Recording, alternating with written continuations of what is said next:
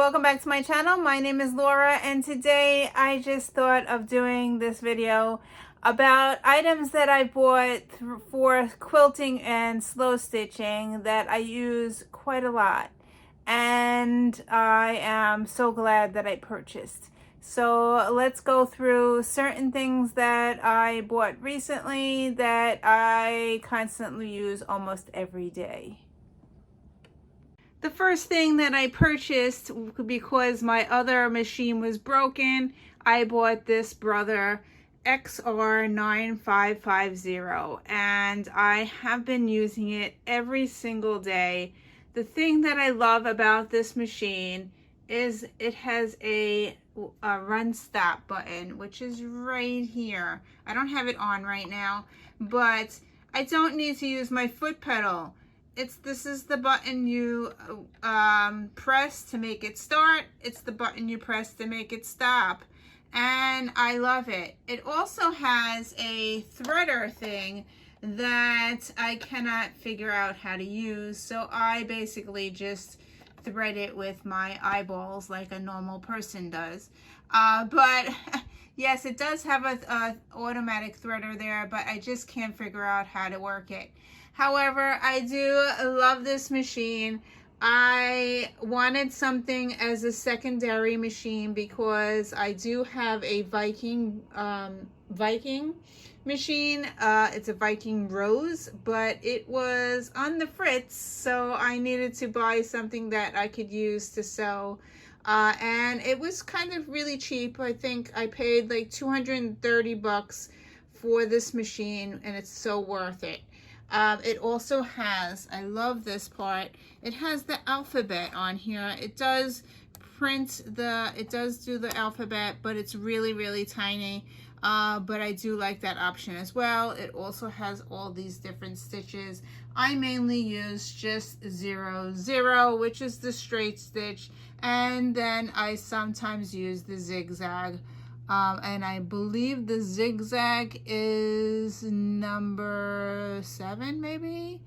Yeah, so yeah, it has all those decorative stitches. I haven't used any of them yet, but the main feature that I love, as I said, is the on-off switch where you don't have to use the foot pedal. The next thing that I purchased, and I wasn't sure it's going to work, but I love it. This thing. It's the Brother 8 PreRounds reusable sewing bobbins. The thread is already on there. It's quick and easy. You just drop it in your machine and you can sew away. My pet peeve about sewing and quilting is doing the bobbin. I know it only takes like 5 minutes, but I hate unthreading my machine, filling up a bobbin. I do have the blank bobbins because I bought them separately, but I bought this from Walmart and it works great in my new machine. So I definitely would be purchasing more of these. Yes, and it has white, which is great for piecing. So yeah, I love this, and I love that it's already threaded for me. When I want to sew quickly. I don't want to unthread my machine, and I have really bad eyes to thread the needle. So having these bobbins really saves some time. Again, I got these at Walmart. This next gadget I got online. This cuts my threads after my sewing, and it's called a blade saver. It says it on the bottom. It's a blade saver. I purchased this from purplehobbies.com, and I swear this is the best invention ever. I don't need my scissors every time I stitch something, or I chain stitch something on my machine. This takes the threads out, and I could cut the threads really quickly. Really, really great gadget. I use this every single day. This next thing I got from Amazon, this is the best thing ever. It is a shower holder type thing. It attaches to your ruler. It's just suction cup to it, It is great. My daughter's like, what the heck is that, Mom? Anyway, it suction cups to the ruler. It holds the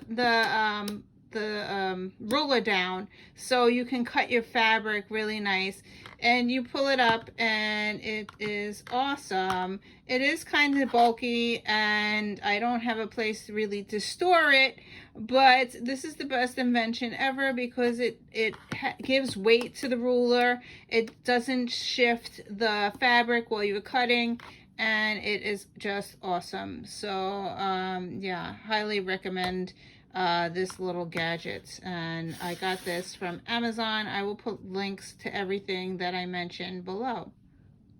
This next gadget I got, it's called the Super Cut. You could see it, it's hard to see with, it's called the Super Cut. It has these grid marks in between the cut marks. You could, I don't know if you can see it, but it has these cut marks, which is great for cutting fabric. And it has, you lay it on top of the fabric. So you lay this on top of your fabric. It has a cutting line. If you could see, right here is the cutting, this is the 0 right here. So you lay this on the fabric straight. It's hard to do this with one hand, but like that. Now, when you want to cut strips, can't do this with one hand. Okay, so when you want to cut strips, you can leave this on top of the fabric, and you could cut 2.5. You put your rotary cutter, which is this, and you put your, I'm not going to do it because I don't want to cut my fabric, but you put your rotary cutter in the little groove, and then you just slide it down the groove. So now here if I had done that, I would have a 2.5 strip, and say I wanted to cut another 2.5 strip, I would just go to the 5 and I would cut down the 5 and I would have another strip. And you could go all the way up to 12 inches. So this thing works out great. So say if you're doing a 4-inch strip, you could do the 4-inch and then go on the 8-inch and then do a 12-inch. So you could do 3 cuts of fabric really, really quickly. And this thing I use very often, almost every time that I do a quilt block. Certainly a great product to purchase. Another product that I have purchased recently is from the Dollar Tree. Yes, I bought these for $1 each. They're little trays, really small trays that I've been putting my scraps in, and I label it the size of the scrap. So I tend to cut a lot of 2.5. So I don't know why, but every time I cut something, the piece of the fabric that I'm working with is always 2.5. So this box is kind of full, and I try to use my scraps from this box first. The other sizes that I've been cutting is 4.0, 1.5, and 6.0, and I also have a 3.5 box. I also have my 6x6. This is my 6x6 blocks, because every day I've been doing a block for slow stitching. So yes, every day I've been doing it for 51 days. I'm on block 51, which is really cool. So I have some blocks here that are already done. And yes, so I've been doing my making a block, so using my sewing machine, making a block a day, and then at nighttime I slow stitch it finished. So here is my finished block, and I've been doing it every day for 51 days. Yes, I keep track. I write it down in a book. So every day I've been doing a block, and actually I noted it in my I have a quilting journal that I've been jotting down all the blocks that I completed. So this is all, the block itself was done by my sewing machine, but the finished stitching with the quilt batting is done by hand. So I've been slow stitching watching TV. Another item that I've purchased is the Patchsmith sampler quilt blocks. This is 50 quilt blocks to patch and applique. So I started with block 1 and I love this. I've been trying to do one every single day, sewing on my sewing machine. I think I got up to block 13. So I will show the blocks here as I've been finishing them and then posting them on Instagram. So if you follow me on Instagram, you probably saw these blocks already. So here we go. Block 1 is called, oops, here you go. Block 1, I'm going to go in the book here. They have certain names for each block, and the block 1 is called Brick Wall. And this is what I made out of scraps. I used my coffee fabric and browns. So that's what block 1. And this is done by machine. And then I slow stitched it by hand and with the batting. So this is all done by hand. I've been watching TV at night and doing the slow stitching.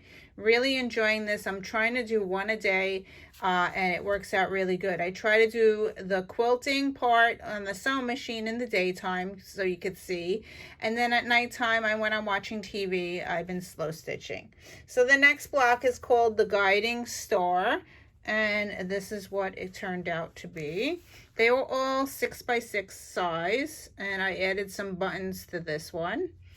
And the next block is called Watermelon. And here's my watermelon. And again, as I said, I'm slow stitching everything. I did the satin stitch here to make the seeds. The next block is called Chain. Is this it? Chain block, and I believe that this is it. So that's that, and I added lots of buttons to this one. And that might be paths around the block. This is paths around the block. Here we go. Paths around the block. And I think I like this one so much because it was very easy to make. I made 2 of them. So here's the second one. And then I did circle around, going around in circles with this one. Yeah, so 2 different blocks. I used 2 different fabrics. And it just was very easy to put together. So I decided to make 2 for that day. The next block is called... I think this was a regular block that I made.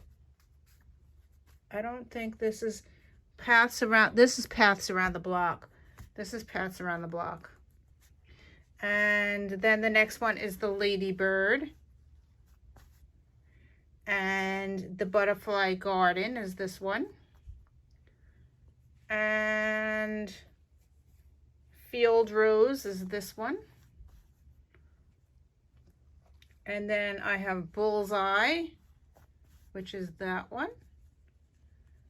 And the next one is called boxed in.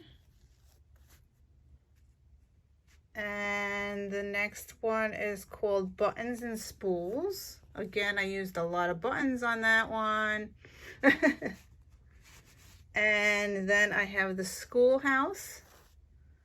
And the last one, which was very simple to make, but I only made one. It's called Slice and Dice. I made this one. Very easy to make, but this day when I made this, I got my second COVID shot and I really didn't feel well. I had a fever afterwards.